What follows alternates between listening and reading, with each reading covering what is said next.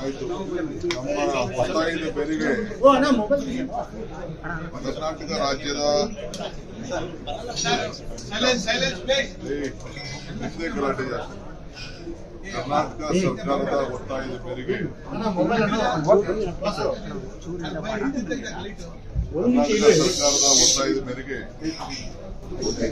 ನಮ್ಮ ದಕ್ಷಿಣ ಭಾರತದ ಕೆಲವು ರಾಜ್ಯ ತಮಿಳುನಾಡು, ಕೇರಳ, ಲಕ್ಷದ್ವೀಪ್, ಕರ್ನಾಟಕ, ಪುದುಚೇರಿ ಈ 5 ಮಂತ್ರಿಗಳು ಮತ್ತು ಆಫೀಸರ್ಸ್ ಸಭೆಯನ್ನ ಇವತ್ತು ಮೋಹನ್ ಲಾಲ್ ಅವರು, ನಮ್ಮ central minister, power minister Manohar ಅವರು ತೆಗೆದುಕೊಂಡಿದ್ರು.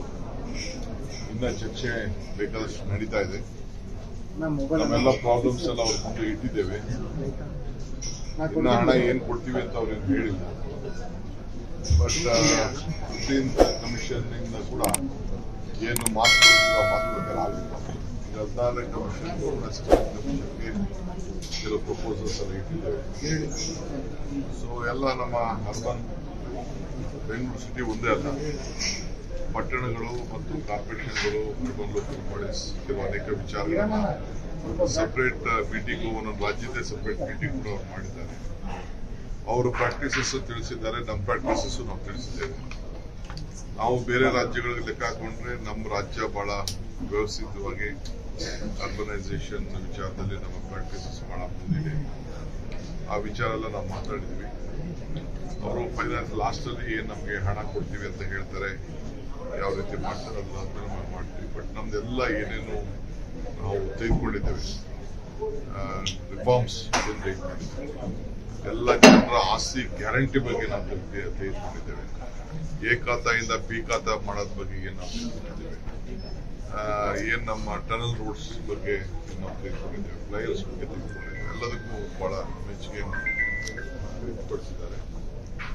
ಮುಂದಕ್ಕೆ ಅವರು ನಮ್ಗೆ ಎಲ್ಲಾ ತರದ, ಯಾಕಂದ್ರೆ ಬೆಂಗಳೂರು ಬಹಳ ಇಂಪಾರ್ಟೆಂಟ್ ಇದೆ, ಗ್ಲೋಬಲ್ ಸಿಟಿ ಇದೆ ಅಂತ ಹೇಳಿ ಪ್ರೈಮ್ ಮಿನಿಸ್ಟರ್ ಹೇಳಿದ ಮಾತನ್ನು ಮತ್ತೆ ಅವರು ರಿಪೀಟ್ ಮಾಡಿದ್ದಾರೆ. ಸೊ ಅದಕ್ಕೆ ಎಲ್ಲರೂ ಸಹಕಾರವನ್ನು ಕೊಡಬೇಕಾಗಿದೆ. ಸೊ ಅವ್ರು ಏನ್ ಫಸ್ಟ್ ಅಲ್ಲಿ ಏನ್ ಕೊಡ್ತಾರೆ, ಲಾಸ್ಟ್ ಅಲ್ಲಿ ಅವರು ತಿಳಿಸ್ತಾರೆ ಅಂತ ನಾನು ಭಾವಿಸ್ಕೊಳ್ತೀನಿ.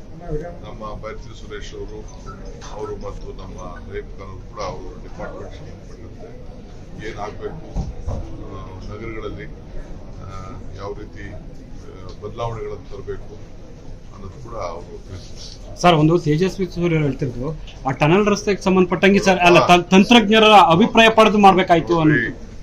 ಪಾಪ ಹುಡುಗ ಎಳಸು, ನನಗಿನ್ನ ಅನುಭವ ಇಲ್ಲ. ನಾನು ಅವ್ರ ಮಾತಾಡಕ್ಕೆ ಇಡೀ ಪ್ರಪಂಚ ಎಲ್ಲಿದೆ ಅಂತ ಅದೇ ಇನ್ನ ಗೊತ್ತಿಲ್ಲ.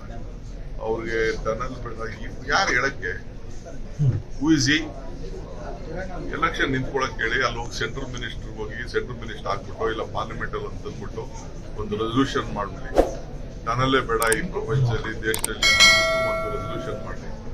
ಸುಮ್ಮನೆ ಏನೋ ಹೋಗ್ಲಿ ಅಂತ ನಾನೊಂದು ಮಾತಾಡಕ್ ಒಂದು ಚಾನ್ಸ್ ಕೊಟ್ರೆ ಏನೇನೋ ಮಾತಾಡ್ತಾರೆ. ನಾನು ಹೇಳಿದ್ದು ಗಂಡ ಸಿ ಫ್ಯಾಮಿಲಿ ಸೋಷಿಯಲ್ ಪ್ರಾಬ್ಲಮ್ ಅಂತ ಮೆಟ್ರೋಮೋನಿಯಲ್ ಇಶ್ಯೂನ ಈ ಕಾರಲ್ಲಿ ಬಿಟ್ಬಿಟ್ಟು ಕಾರಲ್ಲಿ ಯಾಕೆ ಓಡಾಡ್ತಾ ಇದ್ದೀನಿ ಅಂತ, ಪೆಟ್ರೋಲ್ ಓಡಾಡ್ಲಿ, ಗೌರ್ಮೆಂಟ್ ಬಸ್ಸಲ್ಲಿ ಓಡಾಡ್ಲಿ, ಎಲ್ಲ ಅವರ MLAಗಳು, ಮಂತ್ರಿಗಳು ಎಲ್ಲರೂ ಮೆಟ್ರೋಲೇ ಓಡಾಡ್ಲಿ, ಯಾರು ಬೇಡ ಅಂತ ಹೇಳ್ತಾರೆ.